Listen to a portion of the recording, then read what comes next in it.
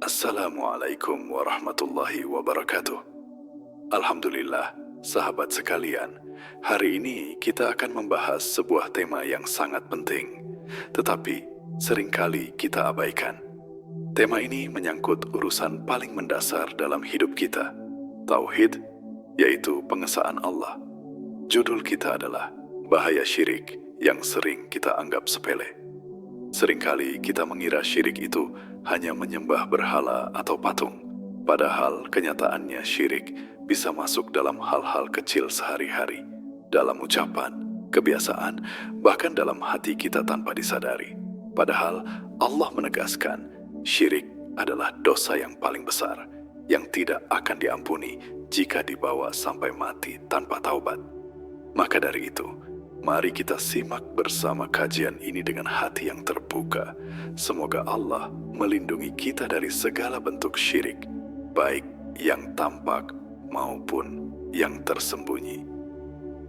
Bahaya syirik yang sering kita anggap sepele. Dalam kehidupan sehari-hari, banyak orang menganggap bahwa syirik hanya sebatas menyembah berhala, berdoa kepada patung, atau mengingkari keberadaan Allah. Padahal, syirik memiliki banyak cabang dan bentuk yang sering kali tidak disadari, bahkan dianggap sepele oleh sebagian orang. Inilah yang menjadikan syirik sebagai dosa besar yang tersembunyi di balik kebiasaan-kebiasaan kecil.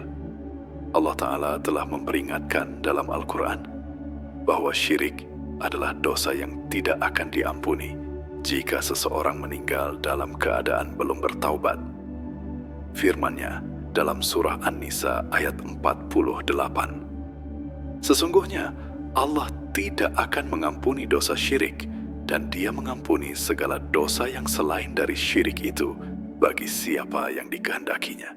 Barang siapa mempersekutukan Allah, maka sungguh ia telah berbuat dosa yang besar. Ayat ini menunjukkan bahwa betapa syirik adalah bahaya yang amat serius.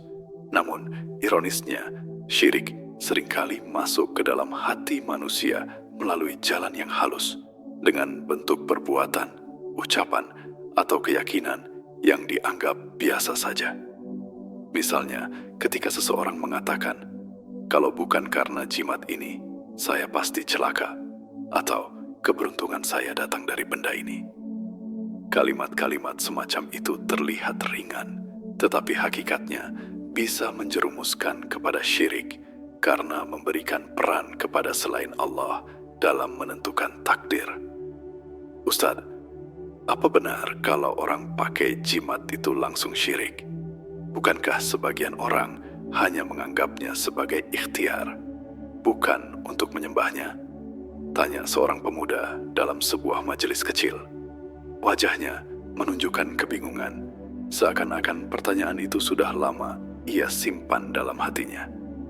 Sang ustadz tersenyum lembut, lalu menjawab, "Anakku, perlu kita pahami, syirik bukan hanya sujud kepada berhala. Jika hati kita menaruh keyakinan bahwa ada sesuatu selain Allah yang bisa memberi manfaat atau menolak mudarat dengan sendirinya, itulah syirik. Jimat, benda keramat, atau apapun namanya, semua hanyalah benda mati, tidak punya daya, tidak punya kuasa. Kalau sekadar dipakai sebagai simbol tanpa keyakinan, itu bisa masuk ke dalam kategori tasyabbuh atau meniru-niru perbuatan yang tercela, yang tetap saja berbahaya karena bisa menjerumuskan hati. Maka sebaiknya kita jauhi sama sekali, supaya hati kita bersih dari ketergantungan selain kepada Allah." Mendengar jawaban itu, pemuda tadi terdiam. Ia baru menyadari bahwa ucapan dan keyakinan yang dianggap sepele ternyata bisa menyeret ke dalam dosa besar. Fenomena ini banyak kita jumpai di masyarakat. Ada orang yang masih percaya pada ramalan zodiak, menggantungkan nasib pada garis tangan, atau menunggu petunjuk dari mimpi tertentu sebelum melangkah dalam kehidupan. Semua ini jika disertai keyakinan bahwa benda, makhluk, atau peristiwa itu benar-benar menentukan nasib, maka jelaslah itu syirik. Bahkan Rasulullah Shallallahu Alaihi Wasallam pernah bersabda tentang syirik kecil yang tersembunyi, yaitu riya, pamer ibadah supaya dipuji orang. Inilah bentuk syirik yang jauh lebih berbahaya karena seringkali tidak disadari. Seseorang bisa saja sholat, berzikir, atau bersedekah, tetapi niatnya bukan karena Allah, melainkan supaya dipandang baik oleh manusia. Allah berfirman dalam surah Al-Kahfi ayat 110, "Barang siapa mengharap perjumpaan dengan Tuhannya, maka hendaklah ia mengerjakan amal syaleh, dan janganlah ia mempersekutukan seorang pun dalam beribadah kepada Tuhannya." Ayat ini menegaskan bahwa amal saleh yang bercampur syirik tidak akan diterima. Dalam suasana kajian itu, seorang jamaah lain mengangkat tangan, lalu berkata, "Kalau begitu Ustadz, bagaimana dengan orang yang bilang, saya sembuh karena obat ini? Atau, Alhamdulillah, berkat dokter saya bisa sehat lagi." Bukankah itu juga sama seperti mengaitkan sesuatu selain Allah?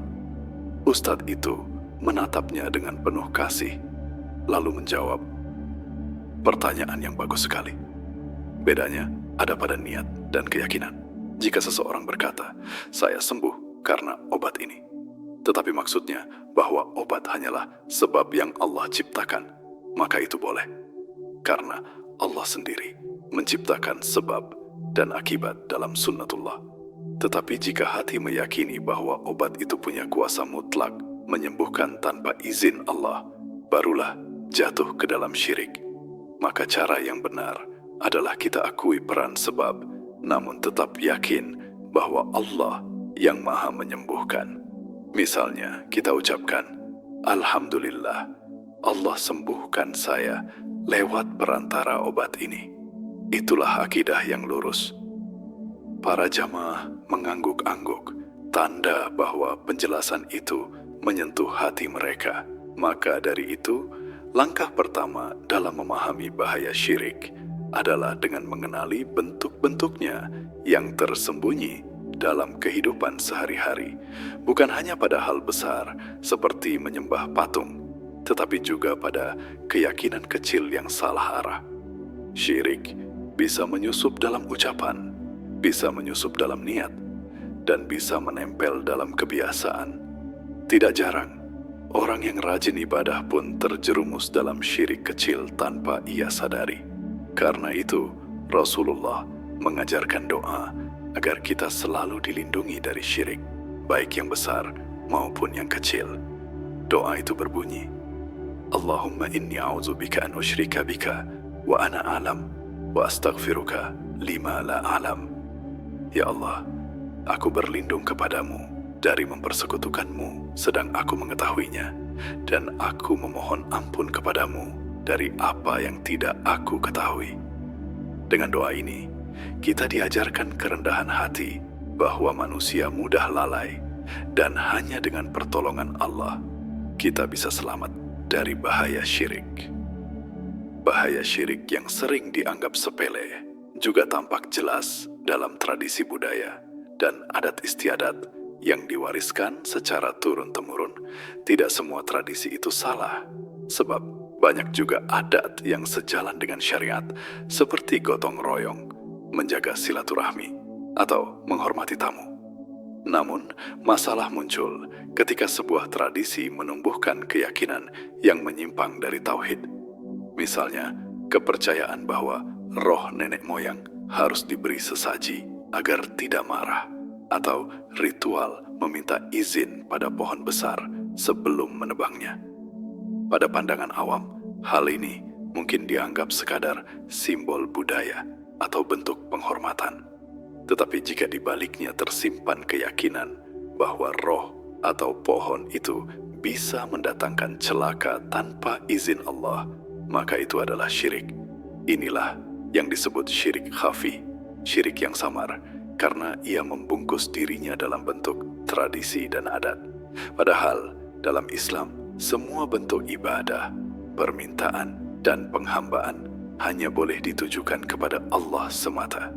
Allah berfirman dalam surah Al-Fatihah ayat 5, "Hanya kepadamulah kami menyembah, dan hanya kepadamulah kami memohon pertolongan." Ayat ini menjadi pegangan utama untuk menimbang tradisi, apakah sesuai tauhid atau justru menjerumuskan pada syirik.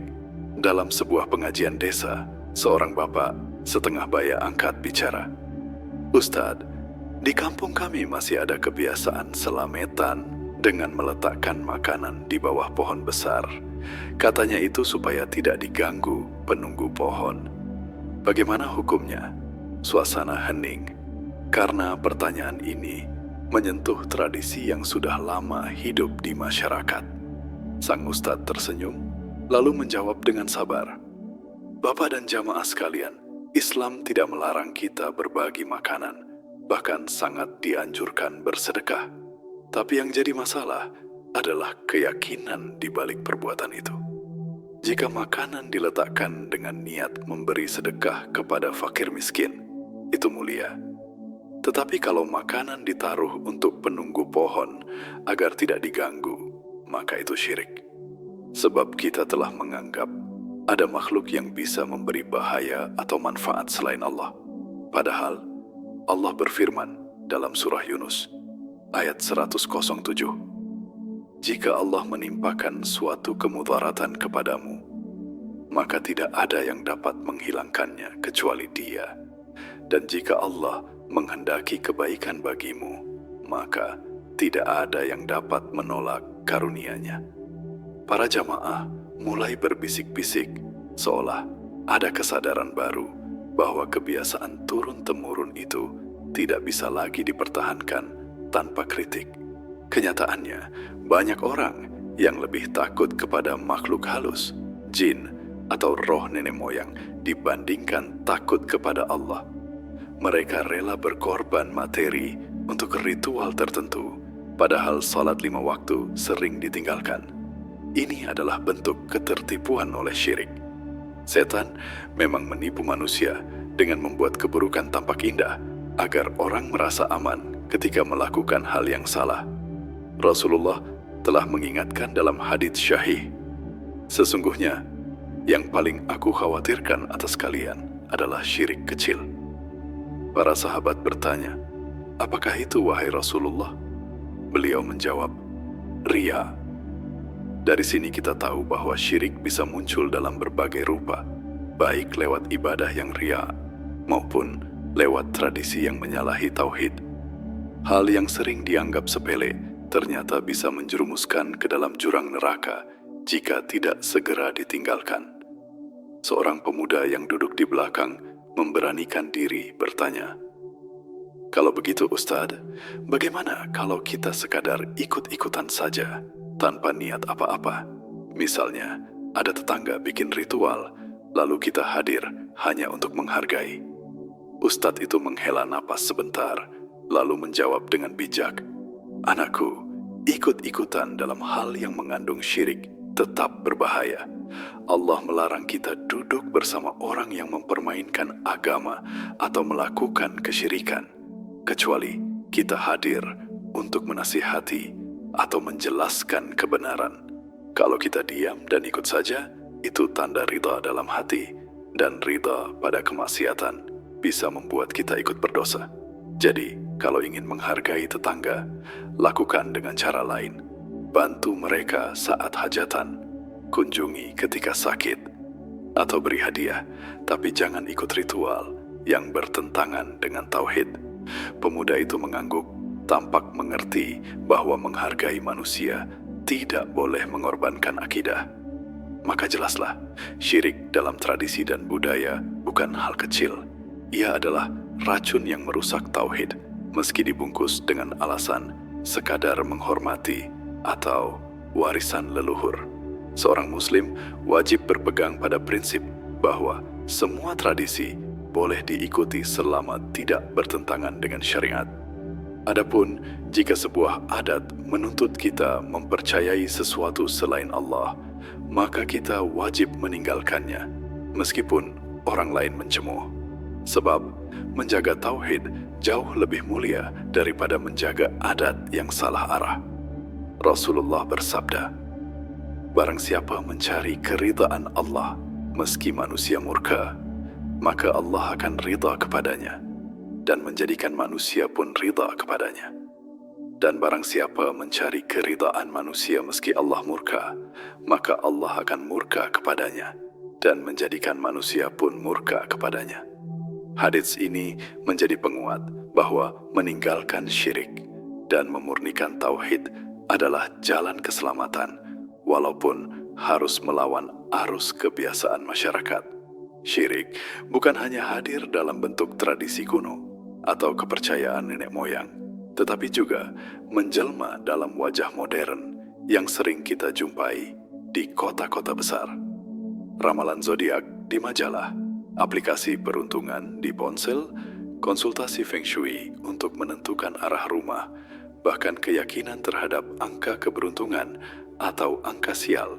Semua ini adalah contoh nyata bagaimana syirik dikemas dengan label modern. Orang yang berpendidikan tinggi sekalipun tidak jarang masih terjerumus dalam hal ini. Mereka beralasan, ini hanya hiburan saja. Padahal, ketika hati mulai percaya dan keputusan hidup dipengaruhi oleh ramalan, itu berarti sudah memberikan otoritas kepada selain Allah dalam menentukan nasib.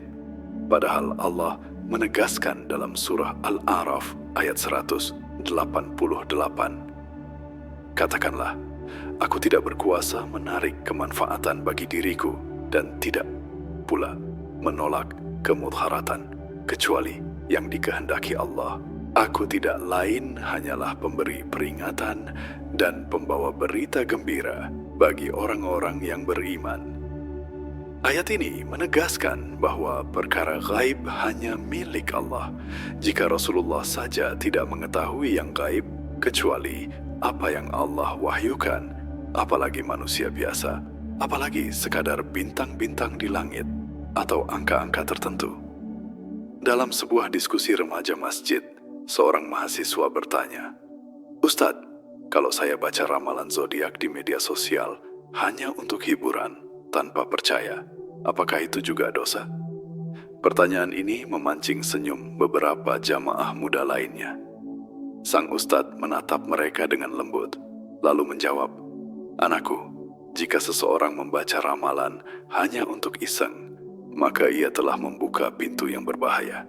Nabi bersabda dalam sebuah hadits riwayat Ahmad, "Barang siapa mendatangi dukun atau peramal lalu mempercayai ucapannya, maka salatnya tidak diterima selama 40 hari. Perhatikan, meskipun sekadar mendatangi atau membuka diri untuk percaya, sudah ada ancaman keras. Apalagi kalau sampai yakin. Mengapa demikian? Karena perlahan-lahan hati bisa condong. Hari ini bilang, cuman hiburan. Besok bisa jadi bertanya sungguh-sungguh, lalu percaya. Akhirnya syirik. Jadi, sebaiknya kita menutup pintu itu. Rapat-rapat mahasiswa tadi terdiam, tampak merenung. Ia baru menyadari bahwa candaan kecil bisa menjadi pintu menuju kebinasaan akidah. Fenomena feng shui pun tidak kalah populer.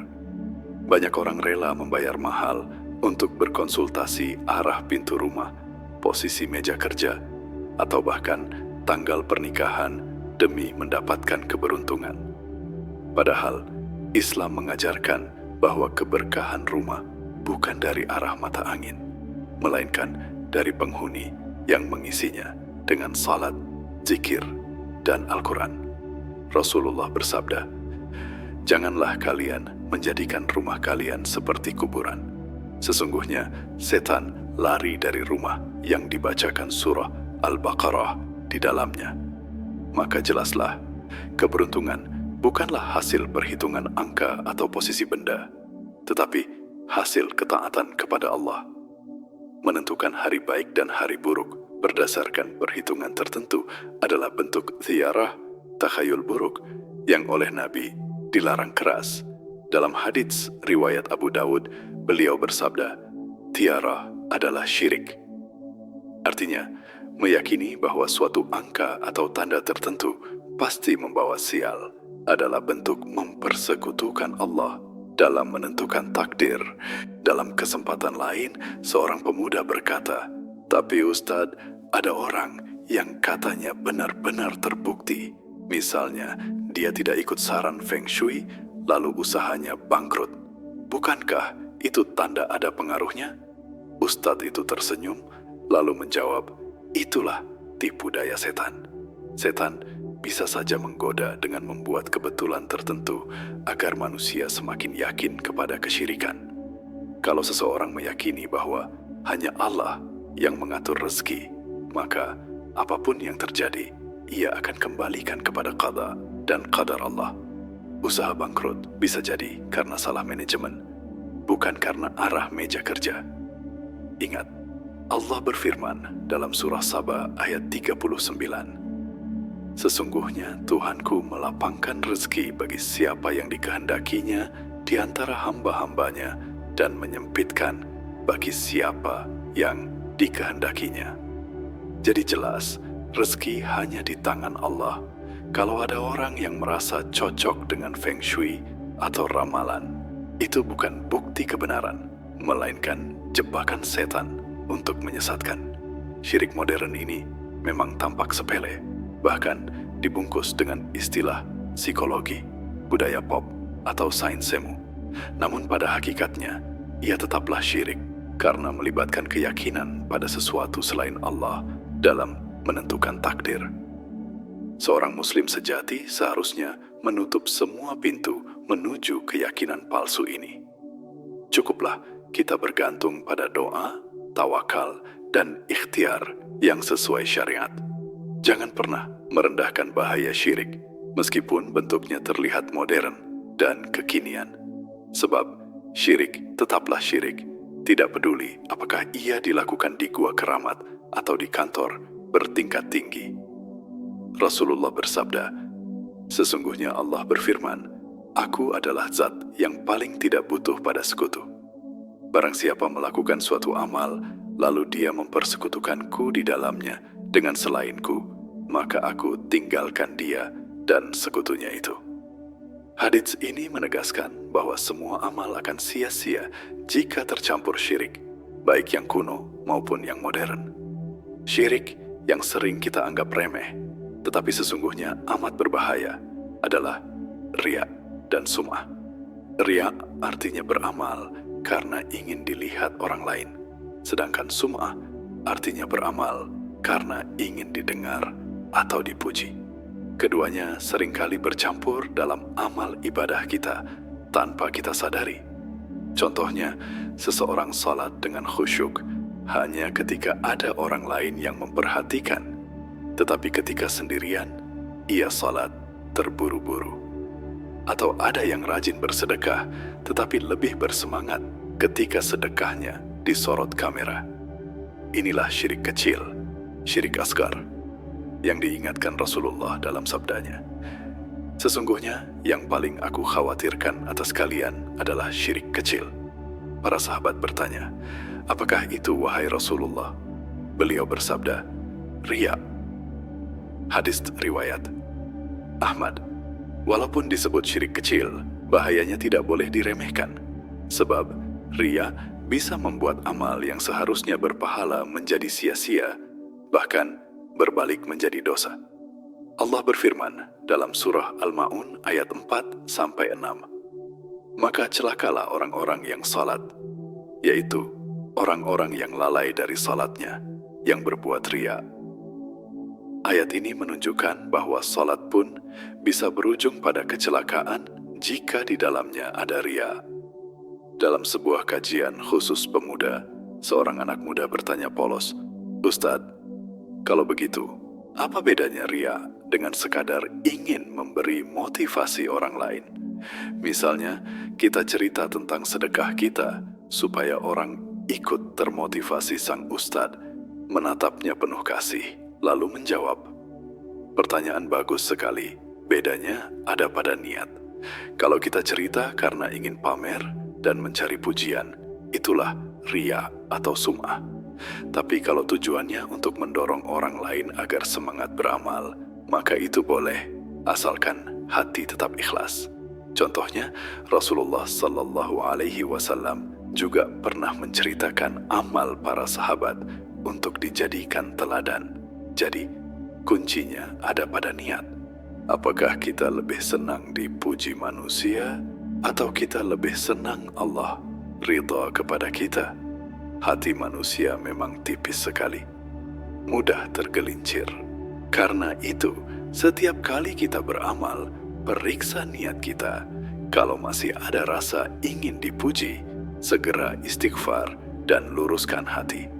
Pemuda itu mengangguk-angguk, tampak memahami bahwa riya bukan sekadar soal ucapan, tetapi soal niat terdalam. Fenomena riya semakin berbahaya di zaman media sosial. Banyak orang yang mengunggah foto saat salat tahajud, sedekah, atau tilawah dengan dalih syiar. Tetapi dalam hatinya ada rasa bangga ingin dipuji. Media sosial membuat syirik kecil ini semakin mudah menjangkiti hati. Padahal Allah hanya menerima amal yang murni karenanya.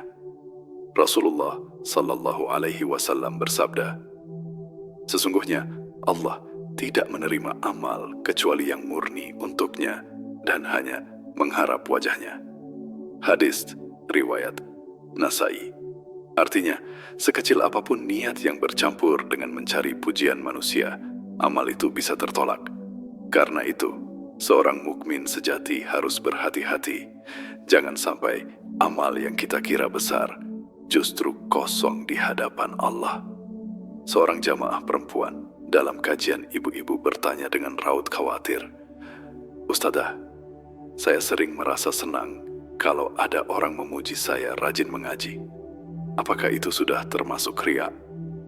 Sang ustadzah menjawab dengan lembut, "Perasaan senang dipuji itu wajar sebagai manusia.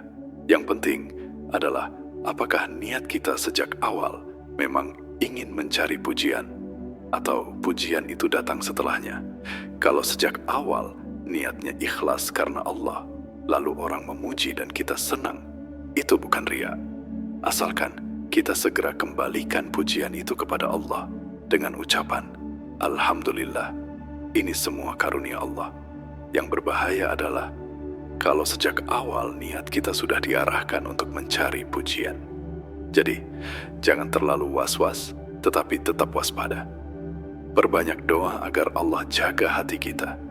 Jawaban itu membuat wajah ibu-ibu tenang, karena mereka sadar bahwa ujian hati memang tidak bisa dilepaskan, tetapi selalu ada jalan untuk menjaga ikhlas. Riya dan sum'ah adalah penyakit hati yang bisa merusak amal tanpa kita sadari. Ia ibarat rayap yang memakan kayu dari dalam. Luarnya masih tampak kokoh, tetapi dalamnya kosong. Jalan keselamatan adalah terus melatih keikhlasan. Para ulama mengajarkan beberapa cara. Pertama, perbanyak doa agar Allah membersihkan hati dari syirik kecil. Kedua, biasakan amal-amal yang tersembunyi, yang hanya kita dan Allah yang tahu. Ketiga, jangan terlalu sibuk memikirkan penilaian manusia, tetapi sibuklah memikirkan apakah amal kita diterima Allah. Rasulullah mengajarkan doa yang indah. Allahumma inni a'udzubika an usyrika bika syai'an a'lamuhu wa astaghfiruka lima la a'lamuhu.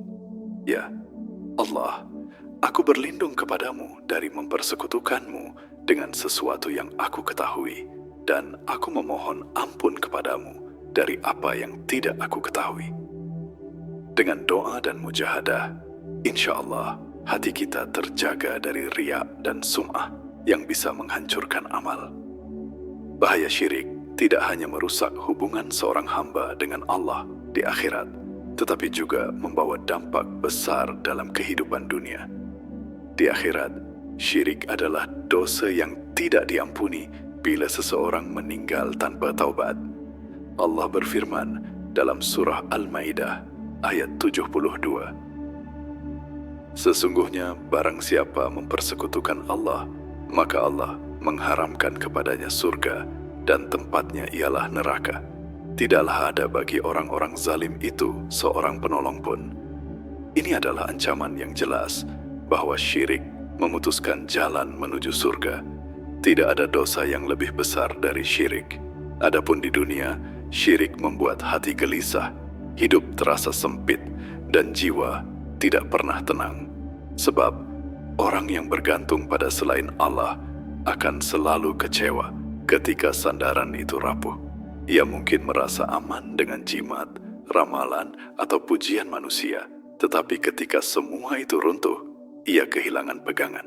Sebaliknya, orang yang bertauhid sejati selalu kuat karena ia bersandar pada Allah yang Maha Kokoh.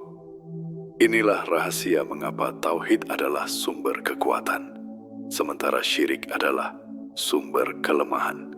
Dalam sebuah halaqah, seorang jamaah bertanya dengan suara bergetar, "Ustadz, berarti kalau ada orang yang seumur hidupnya berbuat syirik, lalu dia baru sadar di akhir hayat dan bertaubat, apakah masih bisa diampuni?"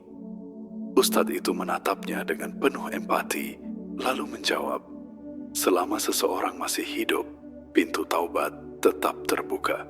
Allah berfirman dalam surah Az-Zumar ayat 53, "Katakanlah, wahai hamba-hambaku yang melampaui batas terhadap diri mereka sendiri, janganlah kamu berputus asa dari rahmat Allah.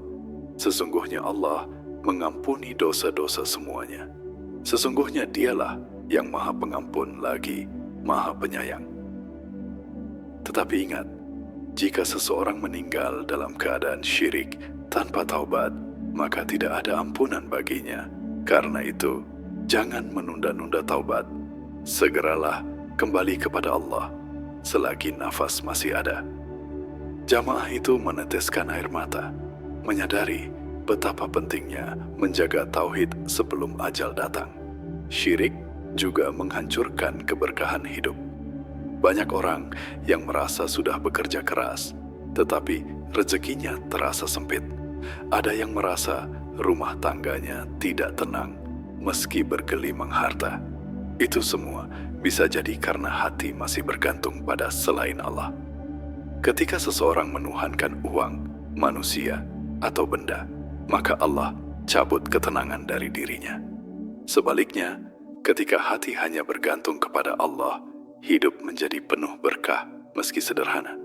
Rasulullah bersabda, "Seandainya kalian bertawakal kepada Allah dengan sebenar-benarnya tawakal, niscaya Allah akan memberi rezeki kepada kalian sebagaimana Dia memberi rezeki kepada burung. Ia pergi di pagi hari dalam keadaan lapar, lalu pulang di sore hari dalam keadaan kenyang." Hadis riwayat Tirmidzi. Hadis ini mengajarkan bahwa jalan keluar dari kesempitan hidup adalah dengan memurnikan tauhid dan bertawakal, bukan mencari jalan pintas melalui syirik. Seorang pemuda yang tampak resah bertanya, "Ustadz, bagaimana cara kita bisa terhindar dari syirik yang seringkali tidak kita sadari?" Ustadz itu tersenyum, lalu menjawab, "Ada beberapa cara, anakku. Pertama, perbanyak ilmu tauhid. Semakin kita paham tentang Allah, semakin kecil peluang kita terjebak syirik. Kedua, biasakan membaca doa yang diajarkan Rasulullah sallallahu alaihi wasallam. Allahumma inni a'udzubika an usyrika bika wa ana a'lam wa astaghfiruka lima la a'lam. Ketiga, jaga hati dari rasa takut berlebih kepada makhluk atau bergantung pada selain Allah. Keempat, perbanyak amal ikhlas yang tersembunyi agar hati terlatih hanya mencari ridha Allah. Dan yang terakhir, selalu bergaul dengan orang-orang syaleh yang bisa mengingatkan kita. Syirik itu masuk ke hati lewat kebiasaan, maka lawanlah dengan kebiasaan yang baik. Pemuda itu menghela napas lega, seolah mendapat peta jalan untuk menjaga kemurnian tauhidnya. Maka jelaslah bahwa syirik adalah dosa yang tidak boleh diremehkan, meski bentuknya terlihat kecil dan sepele. Ia menghancurkan amal, merampas ketenangan, dan memutus jalan menuju surga. Sebaliknya, tauhid adalah cahaya yang menyelamatkan, menenangkan hati, dan membuka pintu rahmat Allah. Karena itu, marilah kita senantiasa menjaga diri dari segala bentuk syirik, baik besar maupun kecil, baik terang-terangan maupun tersembunyi. Jadikan tauhid sebagai kompas hidup dan jangan sekali-kali bergantung pada selain Allah.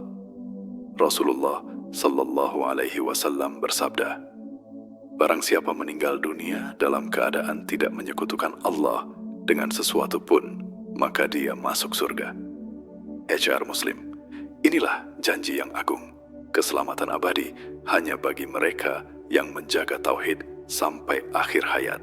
Semoga Allah menjadikan kita hamba-hambanya yang selalu terjaga dari syirik dan wafat dalam keadaan membawa kalimat tauhid, la ilaha illallah. Alhamdulillah, sahabat sekalian, kita sudah membahas bersama tentang bahaya syirik yang sering kita anggap sepele. Semoga penjelasan ini menambah ilmu kita, memperkuat iman, dan menumbuhkan kesadaran untuk lebih berhati-hati dalam menjaga tauhid. Ingatlah, syirik bisa datang dengan cara yang halus, tapi dampaknya sangat berat. Amal terhapus, hati gelisah, dan surga terlarang bagi pelakunya. Karena itu, mari kita perbanyak doa agar Allah menjaga kita, keluarga kita, dan generasi kita dari bahaya syirik. Jangan lupa like, share, dan subscribe channel ini agar semakin banyak saudara kita yang mendapat manfaat. Sampai jumpa di kajian berikutnya. Insya Allah kita akan terus belajar bersama. Wassalamualaikum warahmatullahi wabarakatuh.